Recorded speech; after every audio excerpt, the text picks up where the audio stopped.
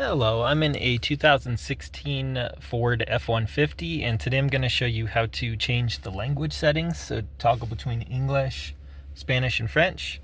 So we're going to use these options here.